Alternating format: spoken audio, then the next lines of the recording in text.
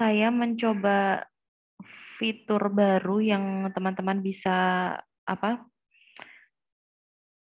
presensi sendiri. Itu nanti dicoba ya mulai jam 13.30 sampai jam 13.45. Nanti kalau nggak bisa coba bilang gitu ya, nanti coba saya utik-utik lagi gitu.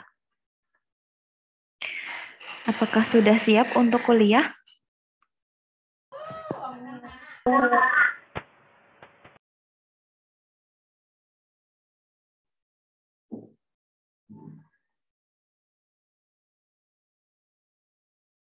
Oke, saya belum melihat ada yang open kamera.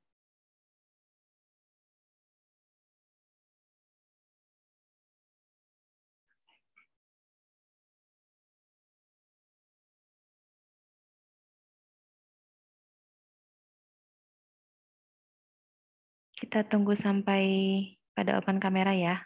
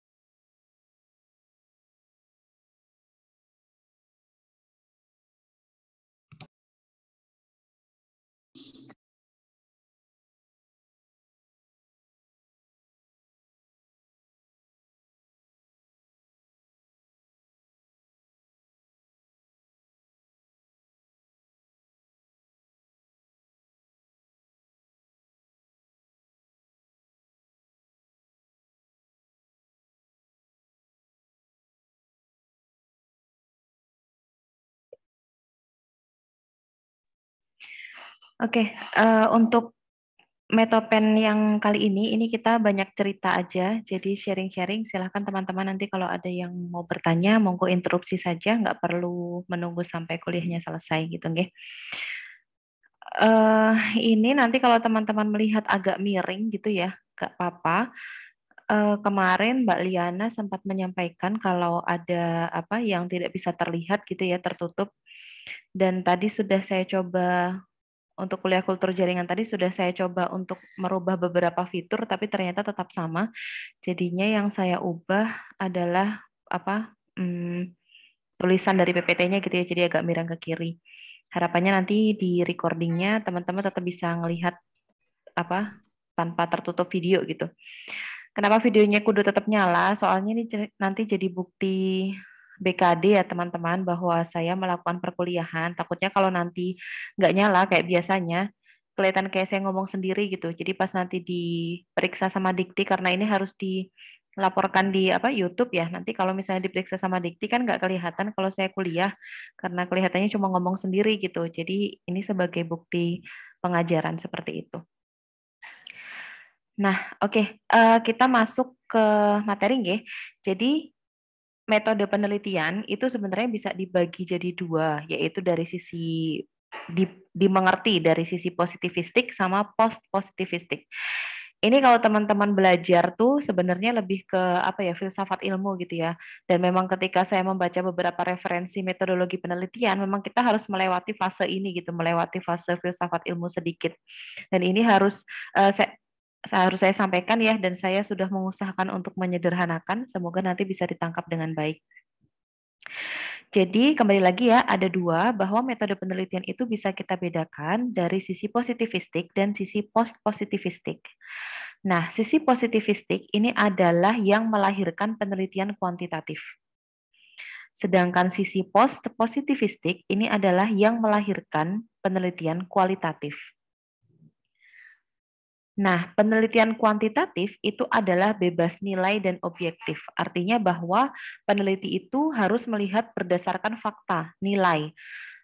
Dia nggak boleh menilai dari subjeknya gitu. Nggak boleh ada penilaian apa ya, nggak boleh ada penilaian subjektif dari dirinya sendiri kepada responden atau kepada objek penelitiannya gitu. Jadi dia harus mengambil kesimpulan berdasarkan pengukuran-pengukuran yang dia lakukan seperti itu. Kemudian pada penelitian kuantitatif ini juga harus ada uji validitas dan reliabilitas. Ini terutama untuk penelitian jenis yang deskriptif ya. Seperti itu. Kemudian kalau yang metode penelitian yang dipahami dari post-positivistik ini melahirkan penelitian kualitatif. Nah, sekarang kita lihat positivisme itu sebenarnya apa sih gitu ya. Jadi positivisme ini merupakan suatu aliran yang menganut bahwa realitas yang ada di alam itu berjalan sesuai dengan hukum alamnya gitu. Artinya tidak ada apa ya, semua bukti yang kita perlukan itu sudah ada di depan mata, tinggal kita mengukurnya bagaimana. Seperti itu. Jadi realitas yang pengertiannya ya seperti ini, realitas realitas ada dalam kenyataan yang berjalan sesuai dengan hukum alam. Nanti kita lihat contohnya. Jadi, informasi kebenaran yang ditanyakan oleh peneliti kepada individu yang dijadikan responden penelitian. Ini contohnya kalau penelitian yang sedang saya lakukan dari 2 tahun lalu ya, itu penelitian misalnya mengenai yang tahun ini gangguan siklus menstruasi karena dikaitkan dengan tingkat stres misalnya. Mungkin beberapa dari teman-teman di sini sempat jadi stupennya anak-anak angkatan 18 ya, barangkali. Nah, itu adalah penelitian kuantitatif yang mengikuti yang dilahirkan dari aliran positivisme ini, bahwa saya berasumsi bahwa responden saya itu menjawab dengan sebenarnya gitu. Jadi saya tidak mempertanyakan kredibilitas dari responden tersebut. Responden itu saya pilih berdasarkan kriteria inklusi dan eksklusi. Apabila mereka sudah memenuhi syarat inklusi, memenuhi syarat eksklusi, berarti dia layak dijadikan responden. Dan jawabannya itu saya asumsikan benar. Jadi saya nggak berpikir misalnya, tapi kan yang ini kayaknya suka bohong deh, yang ini suka apa gitu. Saya nggak memikirkan itu. Jadi jawaban responden itu yang saya anggap sebagai, saya asumsikan benar seperti itu. Kemudian peneliti ini berada di balik layar untuk mengobservasi hakikat realitas apa adanya. Artinya apa? Peneliti ini tidak ikut campur pada jawaban responden. Jadi kalau misalnya penelitian kayak saya gitu, saya ngasih kuesioner, kuesioner saya kasihkan ke responden, responden ngisi sesuai apa yang dia rasakan. Dia menjawab sebenarnya sesuai apa yang ditanyakan oleh kuesioner tersebut, dan saya tidak berusaha untuk mengintervensi itu.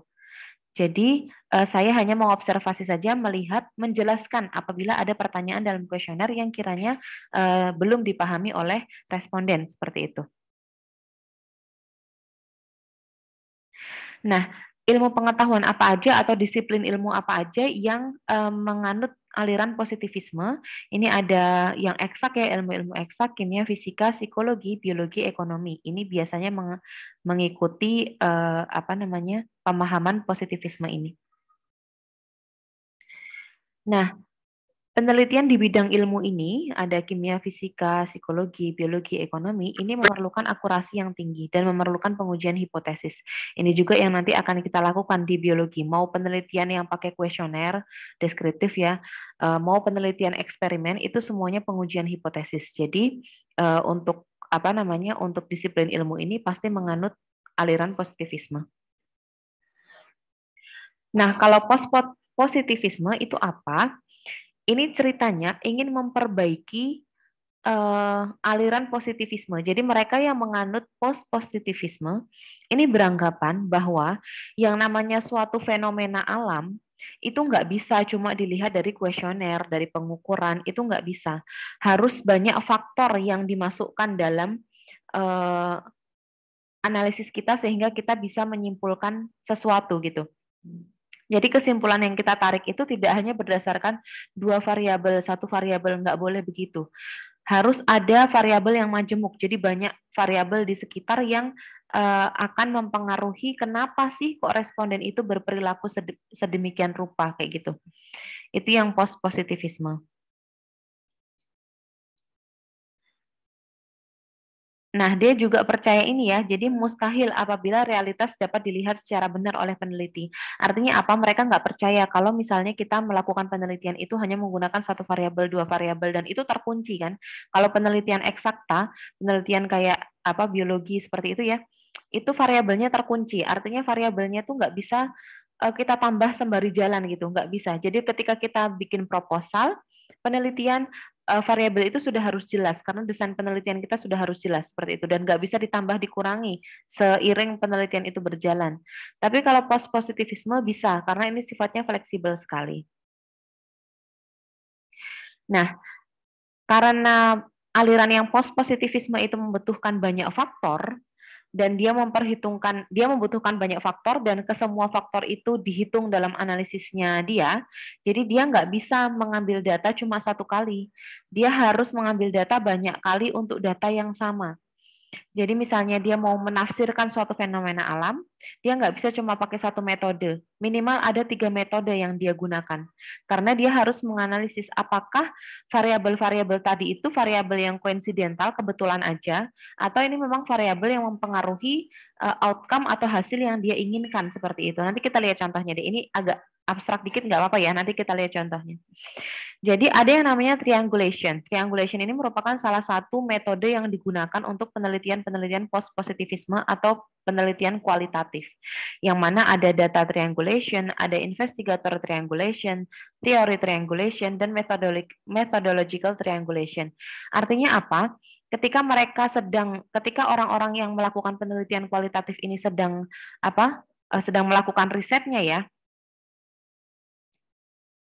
itu uh, mereka memerlukan apa ya, setidaknya tiga metode untuk memastikan bahwa nanti hasil yang mereka dapatkan itu benar seperti itu, bahwa faktor-faktor atau variabel yang mereka perhitungkan itu memang mempengaruhi hasil penelitiannya. Itu yang kualitatif. Nah, sebenarnya ini juga ya, istilah kuantitatif atau kualitatif itu sebenarnya berkaitan dengan pendekatan yang kita lakukan selama penelitian ini. Kita menggunakan pendekatan apa, metode apa, itu juga menentukan apakah penelitian kita kuantitatif atau kualitatif. Begitu juga dengan jenis generalisasi. Generalisasi itu adalah cara pengambilan kesimpulan seperti itu. Itu juga menentukan apakah penelitian kita ini termasuk dalam yang kuantitatif atau yang kualitatif. Nah, ini kembali kayak tadi ya, jadi penelitian kuantitatif itu harus berdasarkan pada fakta, logik, dan berasumsi bahwa fakta sosial itu stabil. Jadi kalau kita mempelajari penelitian yang dengan makhluk hidup ya, jadi dengan manusia, dengan respondennya manusia seperti yang saya lakukan sekarang ini, saya harus beranggapan atau berasumsi bahwa mereka itu menyatakan yang sebenarnya seperti itu ya. Jadi saya tidak mempertimbangkan kredibilitas dari responden saya seperti itu. Tapi kalau kualitatif tidak bisa begitu. Jadi kualitatif itu sifatnya konstruksionistik. Jadi dia harus mempertimbangkan banyak faktor yang menyebabkan kenapa responden berperilaku sedemikian seperti itu. Jadi apa ya, kalau kita bayangkan kalau kuantitatif itu memang sifatnya lebih kaku gitu ya. Kuantitatif itu kaku, kalau kualitatif itu fleksibel. Tapi fleksibilitas ini malah sebenarnya kalau buat saya ngeribeti gitu. Kenapa ngeribeti? Karena penelitiannya jadi luas banget. Yang penelitian kualitatif ini nih nggak bisa kita kasih batasan operasional, kita kasih definisi operasional, itu nggak bisa. Teman-teman udah tahu kan ya bikin batasan operasional, pernah kan? Waktu KP udah bikin laporannya belum? Belum ya? Udah pernah Bu di PKI. Oh iya, oke udah pernah. Jadi kalau penelitian kuantitatif itu mudah sekali untuk membuat batasan operasionalnya. Tapi kalau penelitian kualitatif hampir nggak bisa gitu. Jadi malah ini menurut saya ngeribeti gitu karena jadi penelitian kita terlalu luas seperti itu. Nah, kalau misalnya dibedakan secara kasar aja ya, itu kalau kita nggak mendalam gitu, menelitinya nggak mendalam, itu perbedaan kuantitatif sama kualitatif itu gampang dari data yang disajikan aja. Kalau datanya angka, itu berarti dia kuantitatif. Kalau datanya narasi, atau cerita gitu ya, deskripsi, itu berarti dia penelitian kualitatif gitu aja. Nah, perbedaannya di mana antara penelitian kuantitatif dan kualitatif ini bisa ditinjau dari beberapa aspek. Yang pertama dari tujuan penelitian dulu. Jadi kalau dari tujuan penelitian, kalau kita melakukan penelitian kuantitatif, itu kita ingin menjelaskan apa ya, hubungan, atau kita ingin menjelaskan, ya kita ingin menjelaskan hubungan antara variabel gitu ya. Sebab akibat antara variabel yang bisa diukur.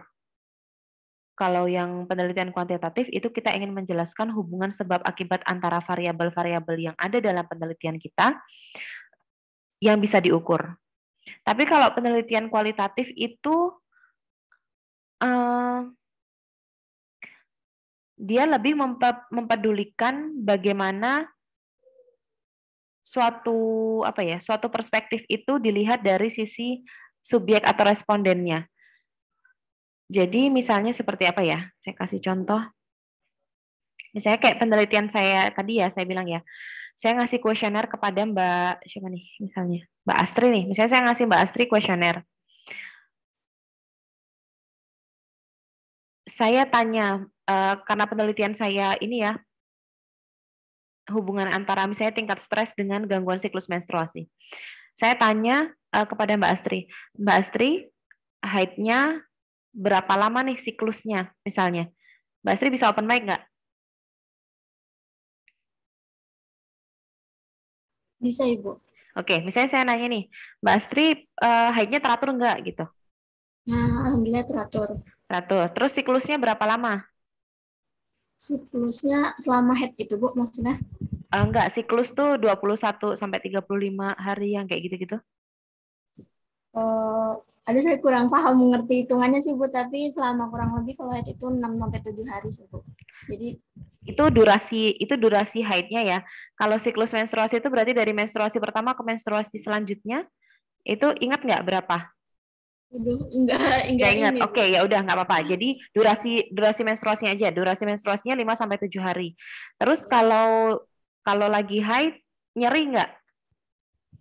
Ada nyeri sekitar 2-3. Kalau misalnya skalanya, misalnya ya saya kasih skala, kalau 0 itu tidak nyeri, kalau 1 itu nyeri ringan, kalau 2 itu kalau 0 itu tidak nyeri, 1 nyeri ringan, 2 nyeri sedang, 3 nyeri berat gitu. Nyerinya di mana? 0, 1, 2 apa 3? 2, Bu. 2, oke. Nah, kalau penelitian kuantitatif, saya cukup nih dengan jawaban Mbak Astri tadi. Saya udah percaya kalau Mbak Astri bilang nyerinya tuh 2, nyeri ringan, ya udah saya tulis 2. Saya tulis bahwa responden, misalnya namanya saya inisialkan ya, misalnya A1, responden A1 ini menjawab bahwa selama menstruasi di hari pertama, hari kedua misalnya ya, dia merasakan nyeri ringan, skalanya 2. Tapi kalau penelitian kualitatif enggak, dia akan memikirkan berbagai macam faktor, kayak misalnya, kita tahu kan ya, kadang kalau misalnya kita qadarullah nih, ketika lagi haid kita juga salah makan misalnya. Yang makannya itu sifatnya inflamatori, jadi habis makan pedas, kemudian haid, barangkali ya ada yang seperti itu ya. Jadi yang tadinya nyerinya itu nyeri ringan, tapi bisa jadi dia nyerinya jadi nyeri sedang, misalnya seperti itu. Jadi penelitian kualitatif itu memperhitungkan faktor-faktor yang menyebabkan kenapa sih kok dia bisa nyeri ringan gitu. Paham nggak maksudku? Moga-moga bisa dipahami ya. Jadi contoh lain misalnya, Mbak Astri bilang dia nyerinya ringan. Kalau orang yang melakukan penelitian kualitatif, orang itu akan mencari faktor lain juga. Kenapa? Faktor apa yang menyebabkan dia nyerinya ringan? Kenapa dia nggak nyeri berat? Kenapa dia tidak nyeri skala 0 misalnya ya? Kenapa dia nggak nyeri sedang? Kenapa nyerinya ringan? Apa mungkin ketika nyeri ringan itu dia sedang konsumsi obat yang meredakan nyeri? Misalnya dia minum paracetamol karena kebetulan saat itu dia sedang demam. Jadi dia minum paracetamol sehingga paracetamol ini kan mengurangi rasa sakit ya. Dia ada efek painkiller ya. Jadi yang harusnya dia nyerinya sedang, dia nyerinya jadi ringan atau malah nggak nyeri sama sekali karena sebelumnya dia minum paracetamol gitu. Nah ini kalau di penelitian kuantitatif ini nggak dihitung seperti ini. Faktor-faktor yang ada di sekitar orang atau responden ini kita nggak menghitung ini karena ini akan terlalu luas kalau seperti ini. Gitu. Semoga bisa ditangkap ya. Kalau bingung nanti langsung diinterupsi aja sebelum kita lanjut ke yang lain. Nah, kemudian kalau kita lihat dari aspek metode dan proses penelitian. Kalau di penelitian kuantitatif, itu prosedur yang kita gunakan itu sudah harus fix sebelum kita ambil data. Jadi, prosedur atau proposal penelitian kita itu sudah harus sudah harus betul, harus tepat, sudah harus direview dulu sehingga itu bisa jadi pedoman kita ketika mengambil data penelitian gitu. Jadi itulah sebabnya kenapa kalau teman-teman mau melakukan penelitian, itu teman-teman harus bikin proposal dan diseminarkan dulu supaya teman-teman mendapatkan masukan ya dari dosen-dosen pembahas gitu, sehingga bisa menyempurnakan metode yang akan kalian pakai. Kenapa harus seperti itu? Karena kalau dalam penelitian kuantitatif, itu yang namanya metode nggak boleh berubah di tengah jalan. Misalnya nih contohnya, saya ada penelitian kemarin dengan Pak Haris misalnya. Itu misalnya efek imunomodulator, ekstrak papaya daun kalina, ekstrak etanol daun papaya kalina misalnya. Efek imunomodulator dari ekstrak etanol daun pepaya kalina. Misalnya judulnya seperti itu. Nah, daun pepaya kalina ini kalau dalam proposal saya mau saya ekstrak menggunakan metode maserasi ya. Metode maserasi dengan alkohol misalnya 96%. Nah, udah setengah jalan nih penelitian saya. Saya udah ekstraknya saya kasih ke tikus ya, menggunakan metode itu maserasi 96%. Ternyata saya merasa nggak cocok nih, kok hasilnya kok begini ya, saya nggak suka gitu. Nggak cocok sama hasilnya, nggak sesuai dengan literatur yang saya baca. Terus saya mengganti metodenya, yang tadinya pakai maserasi, saya pakai sokletasi. Atau tetap pakai maserasi, tapi alkoholnya saya ganti menjadi alkohol 80% misalnya. Itu nggak boleh. Dalam penelitian kuantitatif, merubah metode ketika penelitian sedang berjalan, itu nggak boleh. Tapi kalau penelitian kualitatif itu boleh banget. Penelitian kualitatif itu kebanyakan modelnya interview ya. Jadi one on one antara si peneliti, interviewer dengan respondennya atau interviewinya. Jadinya mereka one on one. Nah, pedoman si peneliti itu yang melakukan penelitian kualitatif itu hanya outline interviewnya saja, sehingga metode ini bisa berubah bergantung pada respondennya. Seperti itu. Itu bedanya kuantitatif dan kualitatif.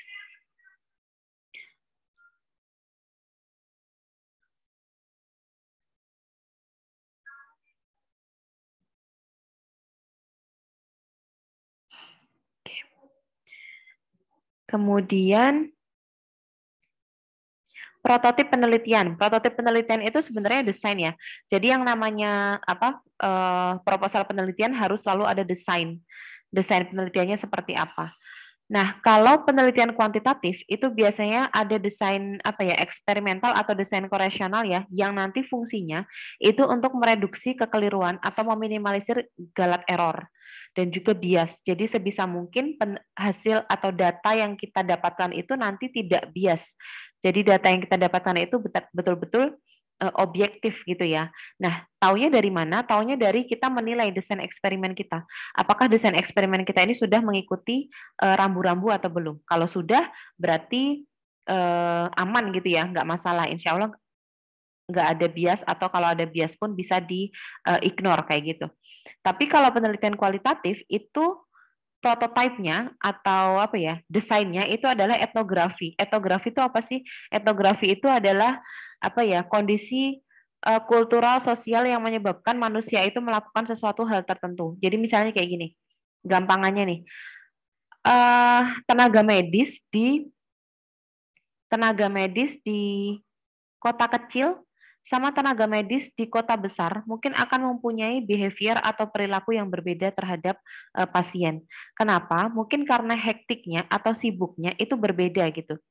Rumah sakit kecil di kota-kota kecil mungkin kesibukannya atau traffic pasiennya itu nggak sama dengan rumah sakit besar di kota besar gitu. Sehingga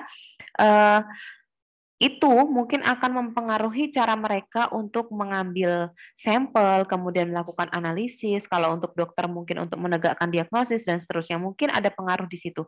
Itu penelitian kualitatif. Jadi mempertimbangkan kondisi kultural di situ. Tapi kalau kuantitatif nggak peduli masalah itu. Yang kita lihat datanya bilang gini, kita percaya ini, kesimpulannya berdasarkan data yang sudah kita dapatkan seperti itu.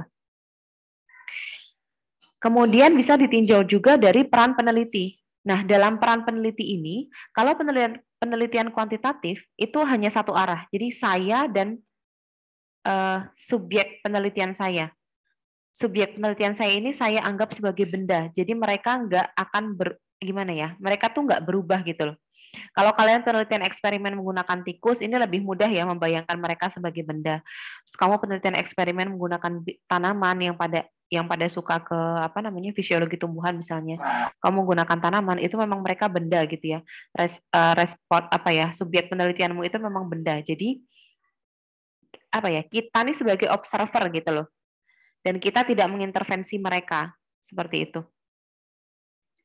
Tapi kalau penelitian kualitatif itu komunikasinya dua arah. Jadi antara saya dengan Anda sebagai responden, kemudian Anda dengan saya sebagai interviewer seperti itu. Jadi saya harus melihat kalau penelitian kualitatif ya, saya harus melihat responden saya ini sebagai suatu manusia yang utuh. Background-nya harus saya pertimbangkan, pendidikan harus saya pertimbangkan, bagaimana dia dibesarkan di keluarganya harus saya pertimbangkan. Faktor-faktor itu akan berpengaruh pada hasil penelitian saya di penelitian kualitatif. Tapi kalau penelitian kuantitatif enggak. Saya tadi minta Mbak Asri menjadi responden misalnya, saya enggak peduli dia tuh dibesarkan di mana, di keluarga seperti apa, terus apakah dia lahir di Indonesia atau di luar negeri sehingga kondisi sosiokulturnya mungkin berbeda seperti itu tidak dipertimbangkan di penelitian kuantitatif. Kemudian ada isi penelitian.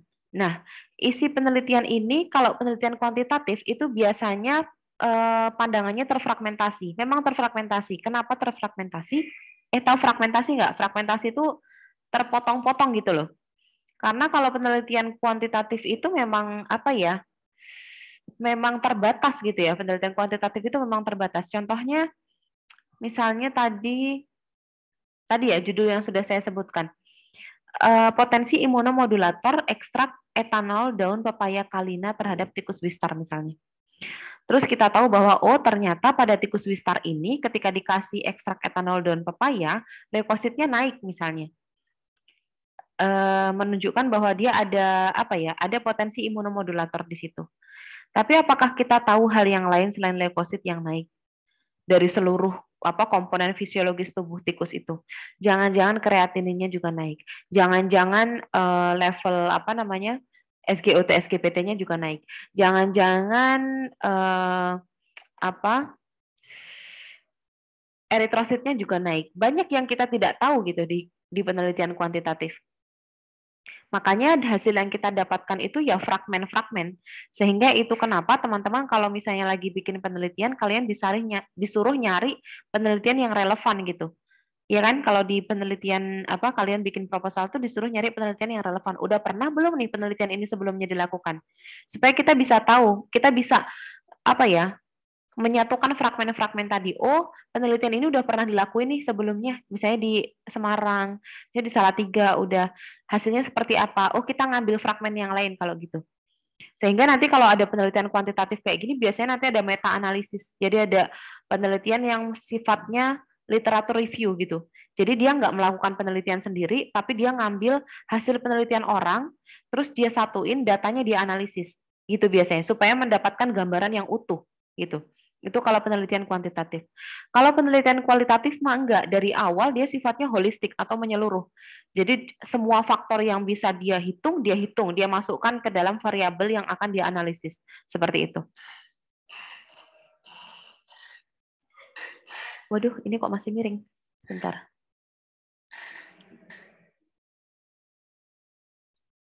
Tunggu sebentar.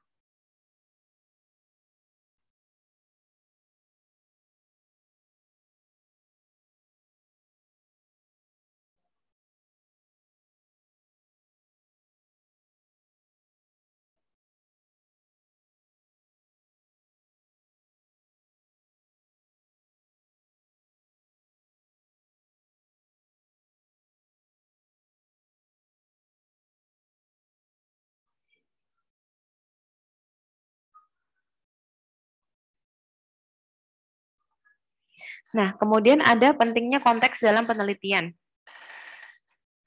Jadi kalau apa ya? Kalau penelitian kuantitatif itu usahanya adalah membuat kesimpulan yang umum, sifatnya umum ya, universal dan bebas konteks. Jadi dia nggak boleh ada apa ya? Tidak boleh ada konteks, nggak boleh ada persyaratan dalam penelitian kuantitatif itu. Itu kenapa? Kalau di penelitian kuantitatif itu kita juga harus ada variabel kontrol ya.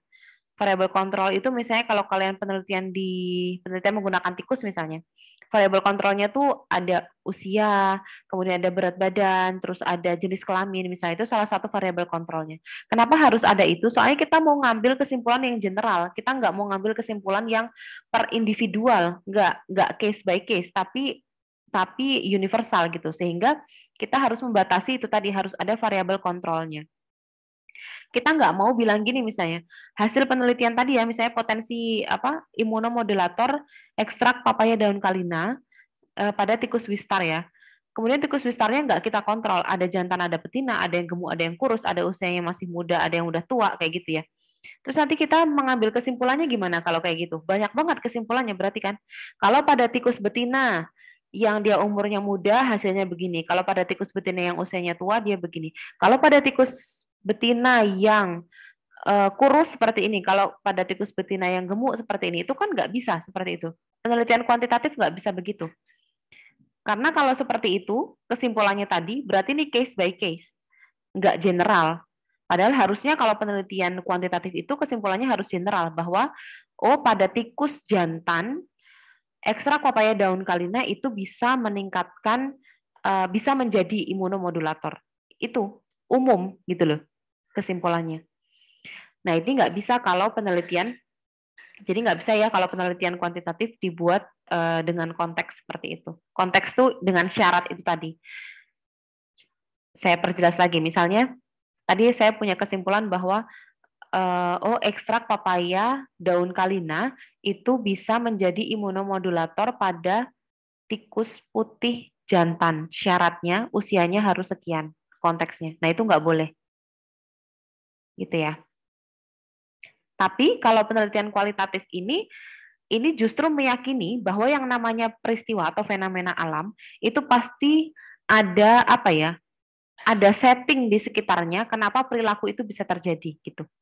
Jadi itu tadi dia akan mempertimbangkan faktor-faktor di sekitaran responden penelitiannya itu yang menyebabkan si responden itu melakukan atau mempunyai pandangan seperti itu. Kenapa gitu sebabnya gitu ya. Ini saya kasih contohnya nanti. Nah, ini kalau penelitian kuantitatif itu sifatnya ya ini ya, kalau penelitian kuantitatif itu sifatnya dia sistematis, terencana, terstruktur dengan jelas dari awal sampai akhir. Itu sebabnya ada proposal penelitian harus didiseminasikan dulu, diberi masukan, direvisi dan seterusnya baru bisa ngambil data. Terus kalau penelitian kuantitatif ini juga teman-teman harus menggunakan angka. Pengumpulan data, penafsiran, penyajian hasil itu harus ada angkanya. Nggak mungkin menggunakan narasi kalau penelitian kuantitatif. Mau bentuknya grafik atau apa, pasti harus ada angkanya. Kemudian teknik pengambilan sampelnya harus random ya. Jadi kita harus mengusahakan ada apa ya? Sampel kita tuh harus bisa merepresentasikan seluruh populasi yang ada. Seluruh populasi yang akan kita jadikan sebagai populasi penelitian gitu. Jadi random tapi randomnya random apa ya? RAK acak kelompok, acak lengkap kayak gitu loh. Kemudian kalau pengumpulan data ini harus menggunakan instrumen penelitian, ini untuk penelitian seperti yang saya lakukan. Kalau untuk kalian yang melakukan penelitian eksperimen di lab, itu berarti harus ada alat-alat yang dikalibrasi. Itu. Kemudian analisis datanya nanti analisis data kuantitatif ya menggunakan uji statistik, ini untuk menguji hipotesisnya. Nah, kalau penelitian kualitatif tuh enggak, teman-teman. Kalau penelitian kualitatif itu, ini dia mungkin perlu sistematis terencana. Tapi nanti ketika dia melakukan interview kepada respondennya, kemudian respondennya nanti apa ya, oh ternyata responnya kurang bagus nih dengan apa metode interview yang saya lakukan. Terus dia mencoba merubah metode yang dia lakukan, itu boleh. Yang penting dia dapat jawaban yang dia inginkan dari responden itu sesuai dengan outline penelitiannya tentunya ya. Gitu. Jadi intinya kalau yang penelitian kualitatif metodenya boleh berubah, fleksibel. Nah, sekarang saya mau menunjukkan dua judul, dua abstrak. Saya mau teman-teman membaca, kemudian melihat, kemudian menentukan mana penelitian kuantitatif, mana penelitian kualitatif, alasannya apa. Gambar pertama ini.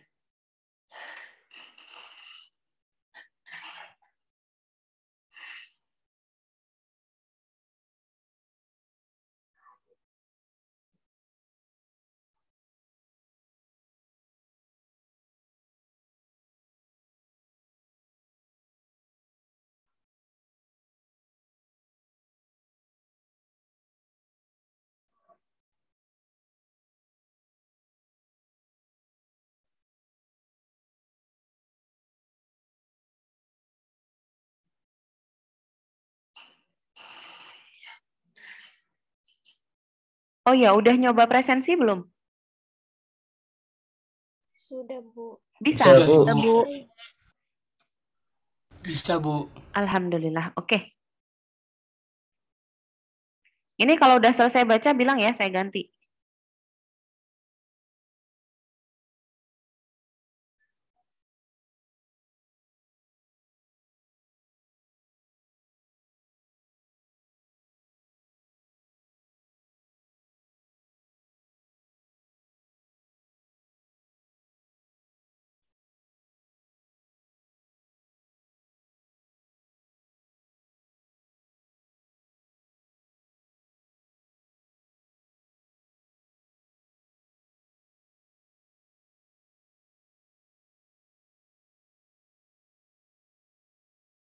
Maaf Ibu, apakah boleh di Zoom ya? Soalnya di abstrak tidak terlihat.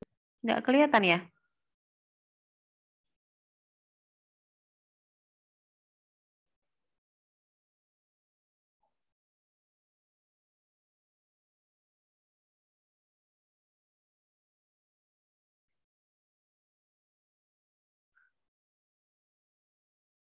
Ini kelihatan?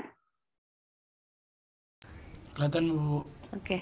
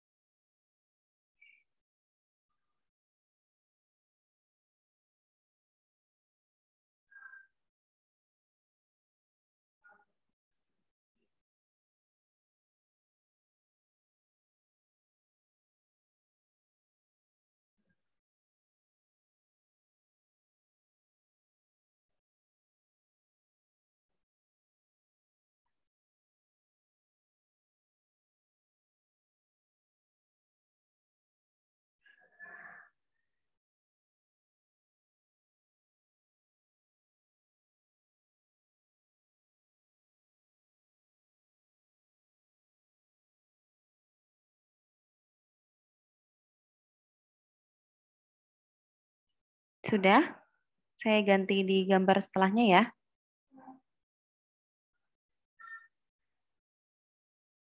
Ini gambar terlihat? Terlihat, Bu. Tadi tulisannya kok hilang, malah muncul ini.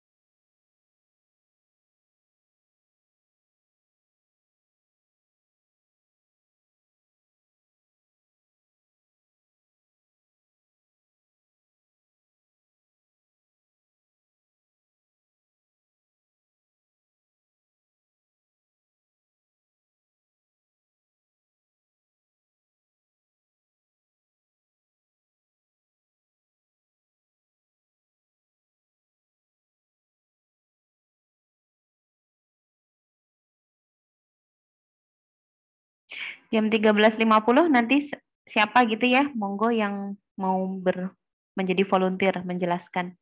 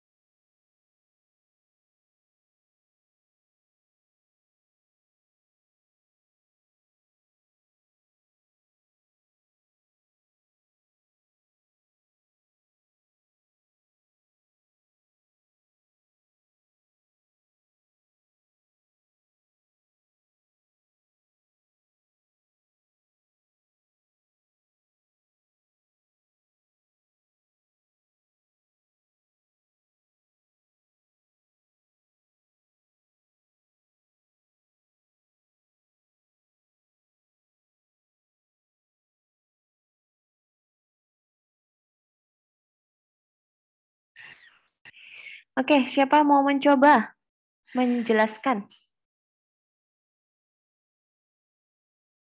mana yang kuantitatif, mana yang kualitatif?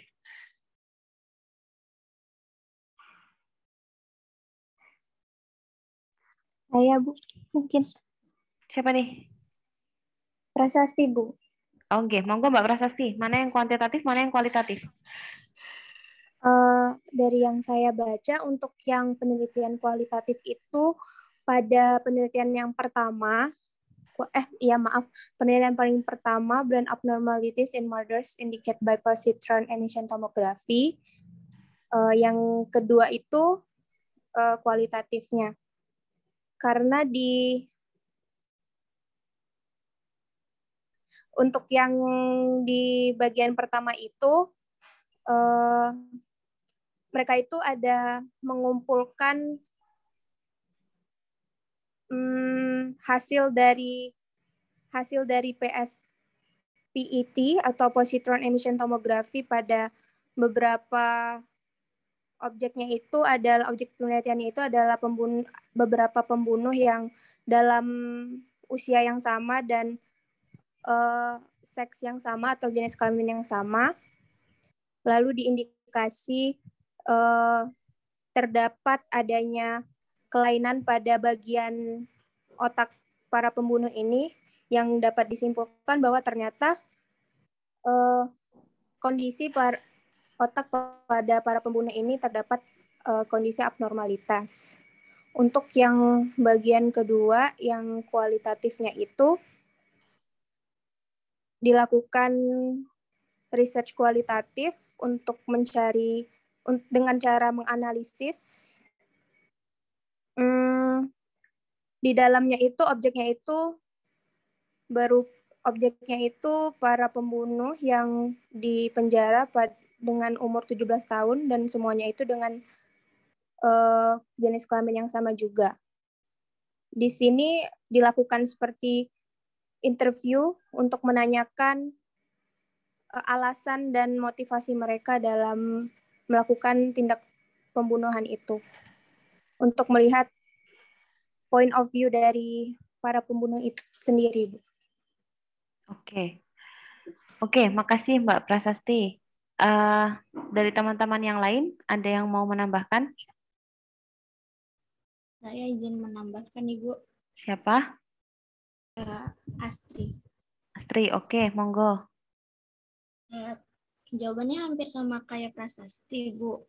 Mau nambahin yang di penelitian kuantitatifnya aja, itu juga di situ ada keterangan kalau ada suatu aktivitas gitu loh, Bu, dari hasil penelitiannya. Jadi kemungkinan dalam penelitian itu kan bakal ada disajiin mungkin suatu grafik atau data gitu, Bu. Mungkin itu. Betul. Iya betul. Jadi kita biasanya bisa ngelihat dari abstraknya aja ya. Abstrak tuh yang bisa kita lihat adalah metode, kemudian finding. Metode ini bisa kita lihat apakah mereka punya batasan atau tidak. Dan kita nanti dari metode ini juga bisa mengira-ira kira-kira hasilnya tuh nanti apa gitu. Hasilnya tuh disajikan dalam bentuk apa, itu betul. Jadi yang pertama untuk yang brain abnormalities ini dia pasti kuantitatif. Kenapa? Karena dia ngukur. Udah pasti dia ngukur. Itu yang pertama, dia ngukur dia pertama ngukur ya. Terus yang kedua ini membandingkan antara dua kelompok ya. Kelompok yang pertama itu kelompok yang pembunuh ya, kemudian kelompok yang kedua adalah kelompok normalnya seperti itu. Jadi pasti harus ada yang dibedakan kan antara kedua kelompok ini gitu. Nah, yang dibedakan tuh apa? Banyak ini, ada misalnya metabolisme glukosa di prefrontal cortex misalnya, kemudian ada aktivitas yang tidak simetris pada hemisfer kiri dan seterusnya. Itu kan semuanya akan dilihat menggunakan imaging ya.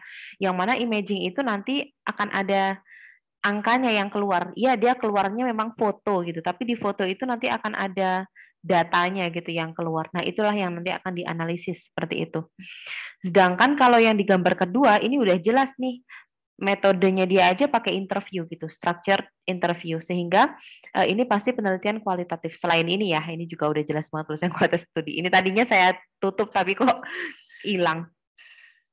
Jadi kalau yang di interview ini sudah pasti dia penelitian kualitatif. Kenapa?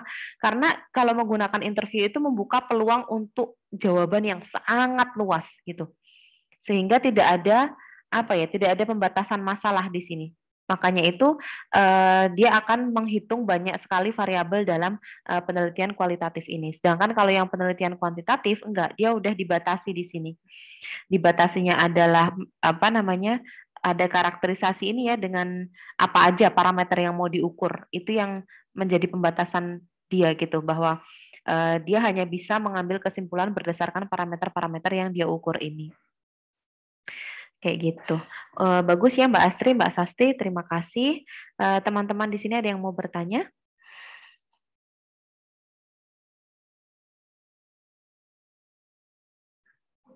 Atau sudah cukup jelas?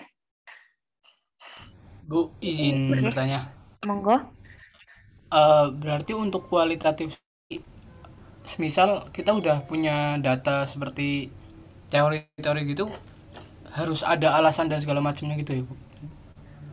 Atau cuman sekedar kita nyari teori yang sama, terus kita masukin, atau kita harus tahu misal teori ini kenapa hasilnya ini dan segala macam, kayak runtutannya gitu loh, secara detailnya gitu Bu? Kalau kualitatif? Kualitatif. Ya, jadi kualitatif itu gimana ya? Kualitatif itu memang sebenarnya ingin menganalisis faktor-faktor resiko ya biasanya, variabel-variabel. Dan biasanya kalau kualitatif ini kita samakan dulu persepsinya. Kualitatif ini biasanya penelitiannya pada manusia, itu yang pertama. Terus yang kedua, peneliti ini ingin menganalisis kenapa sih kok manusia ini berperilaku seperti ini gitu. Itu kedua ya yang kita samakan perspektifnya. Nah, kemudian untuk melihat ini pasti harus menyusun kuesioner gitu. Harus menyusun pertanyaan interview. Kenapa harus menyusun pertanyaan interview? Karena si peneliti ingin mengetahui latar belakang dari para pembunuh ini ya. Jadi ini kan tadi lagi ngomongin soal serial killer ya, karena kita tahu penelitian tentang neurologi yang ini tuh memang hot banget sampai sekarang juga masih hot gitu. Mereka meneliti kayak sejenis Ted Bundy. Kalian tahu Ted Bundy nggak sih? Pernah dengar nggak? Pernah Bu. Pernah ya? Siapa Bu? Nggak jelas. Ted Bundy. Oh, pernah Bu. Pernah ya? Ya, jadi dia tuh serial killer ya memang, dan korbannya ratusan gitu. Dan serial killer ini di dunia tuh jumlahnya banyak banget gitu. Dan peneliti tuh ingin tahu apa sih yang menyebabkan orang itu ada yang jadi serial killer, ada yang enggak gitu. Apakah secara biologis mereka berbeda? Secara biologis ini udah ada yang menemukan, memang ada yang memang aktivitas amigdalanya itu meletup-letup, terlalu reaktif gitu. Amigdala untuk serial killer ini mereka memang meletup-letup dan terlalu reaktif seperti itu, dan dibandingkan dengan yang normal gitu ya. Normal itu berarti yang bukan pembunuh seperti itu. Nah, peneliti ini ingin mengetahui, Mas Hamdan, faktor-faktor apa sih yang menyebabkan kelompok orang ini menjadi pembunuh berantai gitu? Apakah ada yang sama? Jadi misalnya mereka ngelis nih variabelnya, punya variabel A sampai J, nya 10 ya. Nah, ternyata 5 variabel ini ternyata berhubungan, 5 variabel ini ternyata dimiliki oleh seluruh pembunuh berantai yang mereka jadikan sampel gitu. Berarti bisa dikatakan bahwa 5 variabel ini mempunyai asosiasi yang kuat dengan seseorang itu tumbuh menjadi seorang pembunuh berantai seperti itu. Misalnya kekerasan. Si pembunuh berantai ini ternyata ketika ditelusuri masa kecilnya, hampir dari mereka semua itu mengalami kekerasan seksual seperti itu. Terus kemudian broken home misalnya seperti itu tuh ada juga yang menemukan seperti itu. Broken home itu ada yang diartikan sebagai negligence ya. Jadi dia diabaikan gitulah sama kedua orang tuanya, atau bahkan dia cuma tinggal punya satu orang tua gitu ya, satunya nggak tahu kemana, tinggal sama ibunya aja atau sama bapaknya aja, tapi dia diabaikan, jadi dia tidak dianggap keberadaannya seperti itu. Itu menyebabkan ternyata itu juga jadi salah satu faktor kenapa seorang itu bisa menjadi pembunuh berantai seperti itu. Jadi variabel-variabel ini kan luas sekali gitu. Nah, ini melihatnya itu harus dari interview itu. Kemudian dari interview itu si peneliti itu akan metani gitu loh. Metani itu apa ya bahasa Indonesia nih? Apa? Memilah bukan. Iya, nah dia akan memilah mana sih antara variabel yang sudah dia teliti ini itu yang sama antara seluruh responden yang udah dia interview gitu. Nah dari situ dia nanti bisa dapat oh ternyata 5 variabel ini menjadi variabel pendukung. Kenapa seseorang itu bisa menjadi pembunuh berantai? Itu tadi contohnya kan yang di apa namanya? Yang di sini dia juga akhirnya bisa menemukan ya mana ya sebentar. Di sini dia bisa menemukan ya conclusion-nya bahwa apa ya? Manajemen emosi ya, manajemen kemarahan ini bisa membantu untuk menurunkan apa? Menurunkan tingkat pembunuhan di masyarakat gitu. Karena ternyata banyak dari mereka ini yang dia 17 orang ya, 17 narapidana yang dia interview ini ternyata kebanyakan dari mereka tuh membunuh karena anger management gitu loh. Karena dia marah sesaat gitu.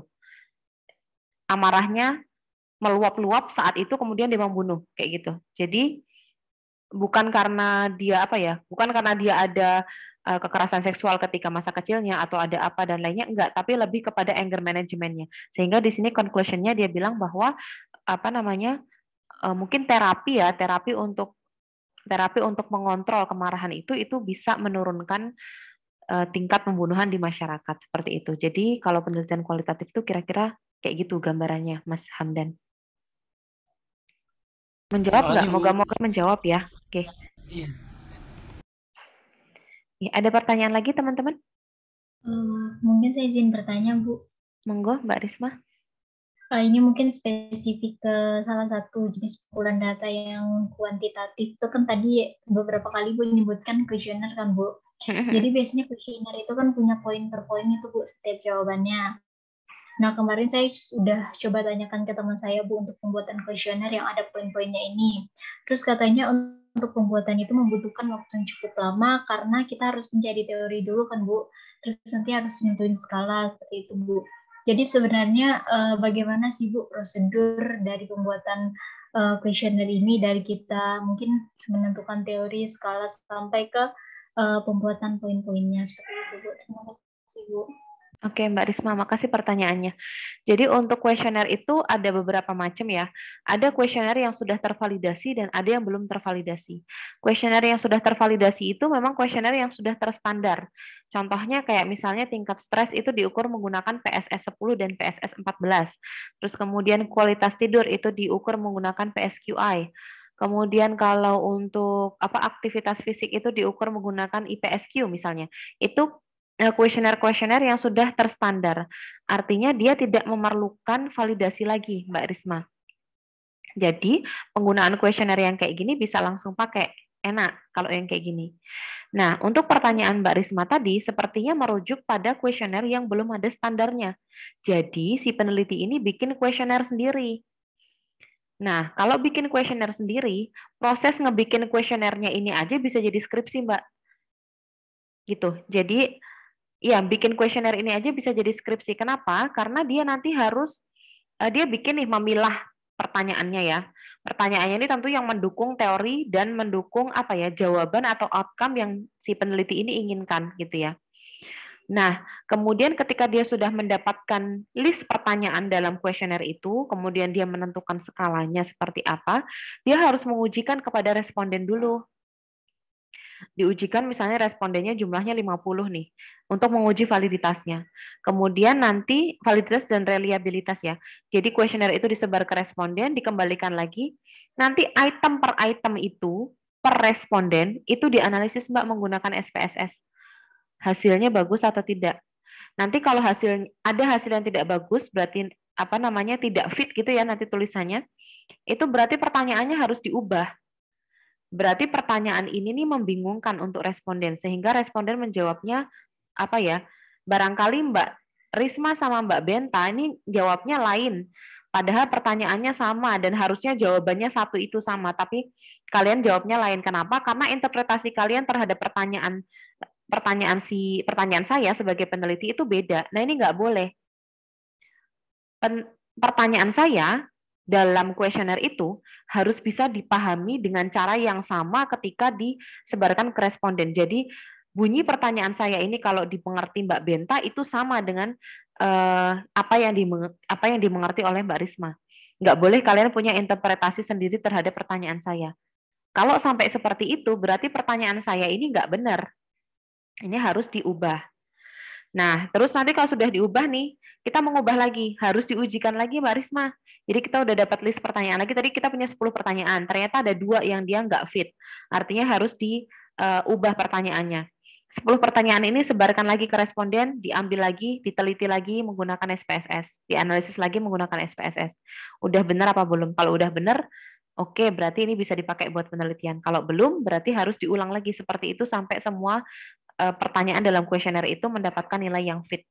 Seperti itu Mbak Risma. Jadi bayangkan saja kalau itu kuesionernya nggak cuma satu, atau kuesionernya satu tapi pertanyaannya banyak dan respondennya banyak. Itu penelitiannya akan banyak sekali. Analisis yang harus dia lakukan akan banyak sekali. Gitu Mbak Risma. Terima kasih Bu. Mungkin saya ingin itu lebih jauh bertanya Bu terkait ini. PSS 10 dan PSS 11 itu berarti bisa untuk mencakup semua stres kah Bu? Atau misalnya saya ingin mencoba ke stres akademik, apakah bisa menggunakan PSS 10 atau PSS 11 ini Bu? Makasih Bu. Ini pertanyaan yang bagus ya. Jadi sebenarnya bisa Mbak. PSS 10 dan PSS 14 ini tuh untuk melakukan assessment atau penilaian terhadap tingkat stres secara umum. Tapi kalau memang penelitian kita tuh lebih kepada beban stres akademik, itu pertanyaan itu harus dimodifikasi, Mbak. Nah, ketika dirimu memodifikasi pertanyaan kuesioner yang sudah terstandar itu, kamu harus melakukan tes validitas lagi dan reliabilitas. Gitu. Jadi kalau pertanyaannya itu kamu modifikasi, berarti itu harus diuji lagi karena berarti itu sudah berbeda dengan standar yang aslinya, yang originalnya kan bukan menekankan pada stres akademik ya. Jadi otomatis akan ada perubahan penyusunan kata-kata, kemudian tentu kalau penyusunan kata-kata berubah nanti pemahaman juga bisa berubah seperti itu. Itu yang harus nanti diuji validitas dan reliabilitasnya. Gitu Mbak Risma. Baik, terima kasih Bu. Ya, sami-sami. Mbak Hatimatul Husna, pripun? Ya, Ibu izin bertanya Ibu. Monggo. Kalau semisal penelitian kuantitatif dan kualitatif itu digabung, apakah kemungkinan itu bisa atau tidak? Kuantitatif dan kualitatif digabung. Saya kok kayaknya belum pernah lihat ya Mbak. Saya belum pernah tahu, saya tidak tahu, belum pernah mencari juga. Karena secara metode udah beda banget ya. Artinya kalau yang kualitatif itu biasanya, ya itu tadi, desainnya itu atau metode pengumpulan datanya itu menggunakan interview. Dan kita di biologi tuh nggak bisa pakai kualitatif biasanya. Kita tuh paling deskriptif itu bisa. Deskriptif kuantitatif seperti yang saya lakukan itu bisa. Deskriptif kuantitatif. Tapi kalau kualitatif, saya rasa untuk penelitian, untuk ilmu-ilmu tadi, kimia, fisika, biologi, ekonomi, psikologi itu nggak bisa. Gitu Mbak. Kalau yang penelitian kualitatif ini jatuhnya ke penelitian sosial kayak tadi itu ya, sosial neurologi mungkin ya seperti itu, hubungannya dengan sosiokultural mungkin bisa menggunakan kualitatif yang kayak tadi ya, kayak contohnya tadi. Tapi kalau dicampur saya belum pernah tahu Mbak. Mungkin bisa saya lihat-lihat lagi nanti. Baik Ibu, terima kasih atas penjelasannya. Iya, sami-sami. Ada yang lain teman-teman? Izin bertanya Ibu. Oke, monggo siapa? Perkenalkan nama saya Mutia Rahma Bu. Tanpa salah mungkin langsung saja Bu. Berarti yang mengenai ini Bu, konteks penelitian yang kualitatif sama kuantitatif. Kalau yang berarti itu yang hasilnya itu lebih ke ini ya Bu. Ada kan biasa kalau misalnya kita ditanya mengenai sebuah pendapat dan orang itu mengumpulkan pendapat mengenai penelitian-penelitian sebelumnya dan mereka itu mengatakan tergantung konteks penelitian. Itu memang apakah tepat kita menilai dari situ bahwa ini berarti penelitiannya penelitian kualitatif seperti itu. Itu di bagian mana ya Mbak ya? Kayaknya kok saya kurang nangkep nih. Yang konteks penelitian tadi Bu, perbedaan antara kuantitatif sama kualitatif. Kalau yang kualitatif kan di situ biasanya ada kayak kalau kita dengar-dengar pendapat Bu dari para pendapat orang seperti itu Bu, dan dia itu mengemukakan tergantung konteksnya ya seperti apa seperti itu. Maksudnya dia mengemukakan hasil penelitian orang lain atau penelitian sebelumnya, tapi dengan dengan apa ya jawaban itu seperti tergantung konteksnya seperti apa. Berarti itu memang kualitatif atau bagaimana ya Bu? Kayaknya, bentar ya, ini sepemahaman saya atas pertanyaan Mbak Mutiah ya. Jadi konteks yang saya maksud tadi adalah syarat gitu. Tadi saya jelaskan sebelumnya bahwa penelitian kuantitatif itu tidak boleh ada konteksnya. Jadi harus bebas konteks, bebas syarat. Itu kenapa kita menggunakan variabel kontrol, Mbak. Variabel kontrol itu misalnya tadi contohnya kalau menggunakan tikus itu misalnya itu tadi tikus jantan atau betina, jadi kontrolnya jenis kelamin, kemudian usia, terus berat badan misalnya gitu ya, berat badan tikus. Kenapa kita menggunakan variabel kontrol? Supaya kita bisa menarik kesimpulan yang umum, jadi tidak bersyarat. Jangan sampai kalau misalnya ya kita melakukan penelitian tapi apa ya subjek penelitian kita tidak homogen. Jadi ada tikus yang betina, ada yang jantan, ada yang usianya 6 bulan, ada yang usianya 3 bulan, ada yang berat badannya mulai dari 200 sampai 450 gram atau sampai 500 gram. Itu kan sangat homogen ya responden kita. Subjek penelitian kita ini sangat homogen. Nah, kemudian kita dapat nih hasil dari itu tadi, apa namanya, ekstrak etanol tadi, yang daun pepaya tadi, terus ternyata punya efek imunomodulator. Tapi ternyata efek imunomodulator ini hanya bisa terlihat pada tikus jantan, usianya 4 bulan, beratnya 300 gram. Nah, itu nggak boleh kayak gitu. Harusnya kesimpulan kita itu adalah terdapat potensi imunomodulator pada ekstrak pepaya daun kalina pada tikus jantan atau tikus betina. Udah gitu aja, nggak boleh ada syaratnya harus beratnya berapa, umurnya sekian gitu, itu nggak boleh seperti itu. Itu artinya bebas konteks tuh seperti itu Mbak Mutiah. Bebas konteks tuh berarti nggak ada syarat. Tapi kalau penelitian kualitatif itu justru harus ada konteksnya. Jadi misalnya gini, kok ada sih orang yang dengan usia yang sama, latar belakang pendidikan yang sama, dari status keluarga yang sama, dari kondisi struktur sosioekonomi yang sama. Tapi satunya itu jadi pembunuh berantai, satunya jadi bisnismen yang sukses gitu. Apa nih bedanya mereka? Oh, ternyata setelah wawancara mendalam, ternyata yang jadi pembunuh berantai ini pernah mengalami sexual abuse yang parah nih dari bapaknya, dari pamannya, dari ibunya dan seterusnya gitu. Selama bertahun-tahun seperti itu. Sehingga ini merusak mentalnya si pembunuh berantai ini dari awal. Jadi dia rusak dari awal gitu loh. Nah, ini kan berarti ada konteksnya nih, Mbak Mutiah. Konteksnya adalah yang satu ini tidak mengalami sexual abuse, yang satu mengalami sexual abuse gitu. Bisa dimengerti nggak, Mbak Mutiah? Iya, Bu. Paham, Bu. Semoga Masuk, bisa Bu. dipahami ya. Iya, Bu. Ya, terima kasih banyak, Ibu. Oke, sami-sami Mbak Mutiah. Ada lagi teman-teman yang lain? Bu, mungkin terakhir dari saya. Boleh, Mbak Risma. Maaf, Bu. Ini tadi yang PSS itu. Maaf ya, teman-teman. Mungkin tadi yang PSS yang 10 sama yang 14 itu ada batasan usia nggak, Bu? Kalau misalnya kita mau untuk anak SD itu boleh nggak sih, Bu? Makasih, Bu. Nah, kalau untuk anak-anak itu biasanya kuesionernya ada sendiri, Mbak. Jadi kalau kuesioner yang saya pakai ini, setahu saya ini untuk anak yang untuk usia dewasa gitu. Dewasa itu bisa diartikan dewasa muda sampai dewasa tua ya. Jadinya mereka yang sudah bisa mengerti kalimat gitu.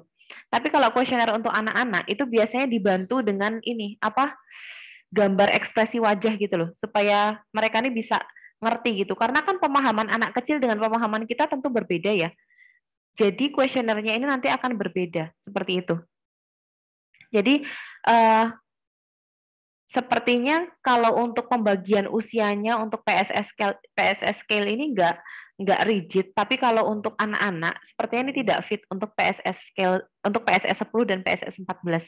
Kalau mau melihat stres pada anak, mungkin ada kuesioner lain, Mbak, yang kebetulan saya tidak tahu apa. Tapi sebetulnya tidak bisa menggunakan PSS 10 dan PSS 14 karena kalau dilihat dari pertanyaannya, mereka yang usianya SMP aja mungkin dia mungkin belum paham dengan apa ya struktur kalimat yang digunakan pada PSS 10 dan 14 ini, Mbak. Baik, Bu. Terima kasih, Bu. Oke. Baik teman-teman, terima kasih sekali atas partisipasinya pada siang hari ini. Terima kasih atas pertanyaan-pertanyaan yang sudah disampaikan. Semoga apa yang kita pelajari pada siang hari ini menjadi manfaat untuk teman-teman dan juga untuk saya. Saya tutup kuliah pada siang hari ini dengan doa penutup majelis. Subhanakallahumma wa bihamdika asyhadu alla ilaha illa anta astaghfiruka wa atubu ilaik. Alhamdulillah, wassalamualaikum warahmatullahi wabarakatuh.